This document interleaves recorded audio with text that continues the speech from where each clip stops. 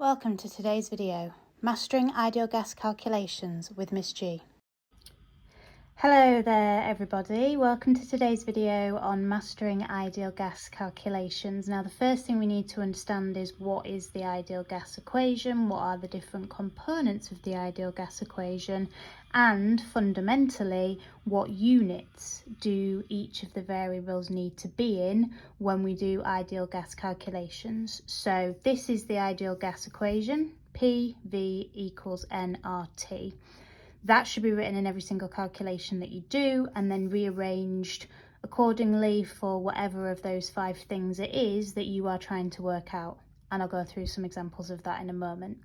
Now the P stands for pressure, the V, volume, N is for the moles, R is for the gas constant, and T is for temperature. And as I said, one of the first things we have to recognise is what are the standard units for each of those 5 things in this particular equation, because there are exceptions within this, and the one that I am referring to is volume. Volume in every other type of calculation that you will do from the amount of substance topic if you study AQA or any of the calculations you do in any other specifications, the volume will need to be in decimeters cubed, except here where it needs to be in meters cubed. So that is clearly something you need to remember. Pressure needs to be in pascals. Moles don't have units, and I'll come back to the moles in a second. R is the gas constant and will always be provided as 8.31 joules per Kelvin per mole, and temperature should always be in Kelvin.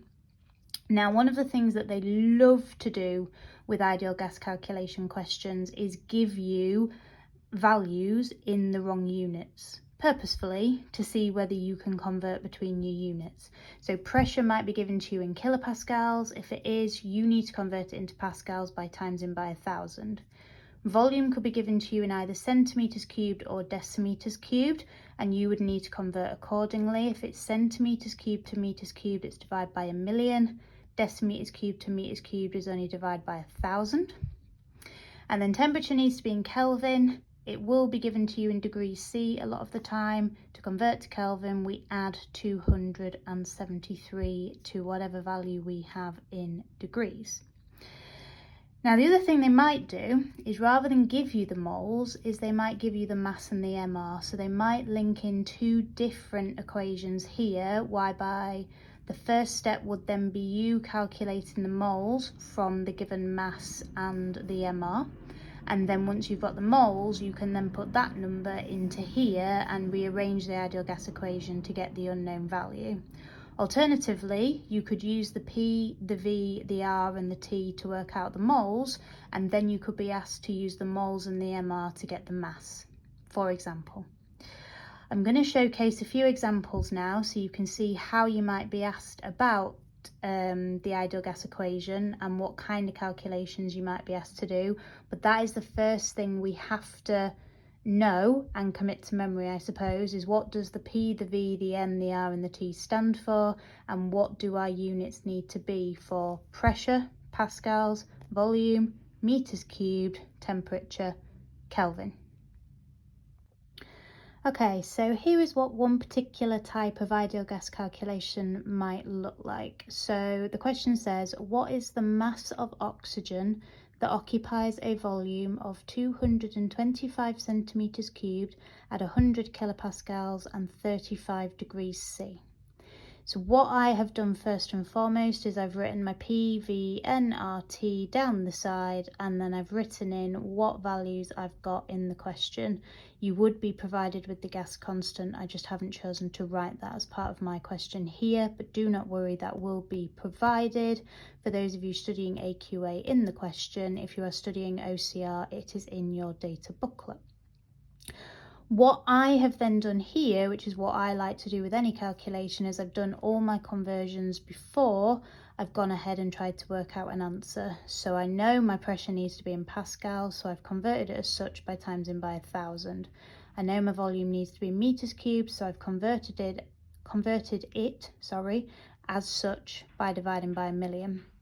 I know my temperature needs to be in Kelvin, so I've added 273 to the value I was given in degrees C. Then I have rearranged my ideal gas equation to allow me to work out the moles, because if I am to work out the mass of oxygen, the only way I can work out the mass is if I get the moles, and I've got the other 4 values, so the moles is the one that I need to calculate. Once I have then got the moles through this rearranged form of the ideal gas equation, then I can use the moles to get the mass with the MR. So it tells me it's oxygen, and oxygen's MR is 32 because oxygen is diatomic. So once I've got the moles, I'll just be timesing that by 32. Now it might seem a really silly thing for me to say, but the ideal gas equation can only ever be used with gases. And this is where some students come unstuck. They complete a calculation which is based on a gas and then try and use that information for something else in an equation like a solid.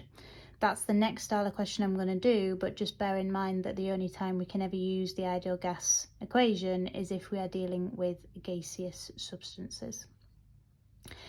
So now I've done all my unit conversions, it's really straightforward for me to work out the moles because I'm just subbing in the pressure value, the volume value, the gas constant and the temperature, and that gave me on my calculator moles of 8.79 times 10 to the minus 3, which I've written here to 3 significant figures. I did leave the whole calculator display on, and then in order to get the mass of the oxygen, I did moles times by MR, and that gave me a mass of 0.281 grams, given to 3 significant figures. So that is perhaps the simplest way they can ask you to carry out an ideal gas calculation. Let's take it up a notch for the next one. So question number 2 here is definitely a little bit trickier, but the clue is to identify what information you have about what particular substance is in our equation and what we are trying to find out. And again, it's just combining different skills together. So this time we are combining an ideal gas calculation with what I call a reacting mass calculation. We are going to work out the moles of gas made in the equation and then use the ratio from the equation to work out the moles of the starting material that had to have decomposed. Then from those moles we can get the mass using moles, mass and MR. So the question says that the gases produced in the following reaction occupied 125 centimeters cubed at 95 kilopascals and 22 degrees Celsius. We have to then work out the mass of magnesium nitrate that decomposed. Now the common mistakes that I see students making here is, first of all, they don't necessarily recognise that there are 2 gases made in this particular decomposition. So the information we've been given for volume, pressure and temperature refers to both the NO2 and the O2. So we've got 5 moles of gas being produced. Then what they also potentially don't realise is that we've been asked to work out the mass of magnesium nitrate. So once we've got the moles of the gases, we can't just then use that and assume that that is the moles of the magnesium nitrate. We have to look at our equation and see, okay, I've got 5 lots of gas being made here. I started with 2 lots of the magnesium nitrate here. I'm going to use the ratio of 2 to 5, and then I can get the moles of the magnesium nitrate and then the mass. So we have to start with the ideal gas calculation first, and again in the same layout I've written my PV and RT. Again, moles is what's going to be calculated, but I've written down my pressure, my volume, my temperature. Again, the gas constant would be provided if you are studying the AQA specification, or you can find it in your data booklet if you're studying the OCR specification. I've converted my pressure to pascals, my volume to meters cubed and my temperature into Kelvin using all of those same conversions that we looked at in the first part of the video. And then I have again written the rearranged version of the ideal gas equation, which is the same as what we used in question 1. And I've subbed the numbers in, and that's given me a total number of moles for both gases, for the NO2 and the O2, of 4.84 times 10 to the minus 3 moles. So that is the total number of moles of all of the gas. Then I've used the 2 to 5 ratio. So there's 2 lots of magnesium nitrate, and then there's 4 lots of NO2 and 1 lot of O2, which makes 5. So I've taken my moles of the gases and I've divided it by 5 and times it by 2 to tell me what the moles of the magnesium nitrate would be, and that number is down here, 1.94 times 10 to the minus 3. That is how many moles of this magnesium nitrate had to decompose to generate that many moles of gas.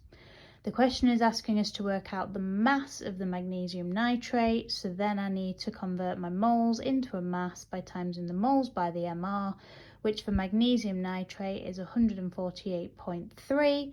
I've times those together and that gives me my mass of 0.287 grams to 3 significant figures.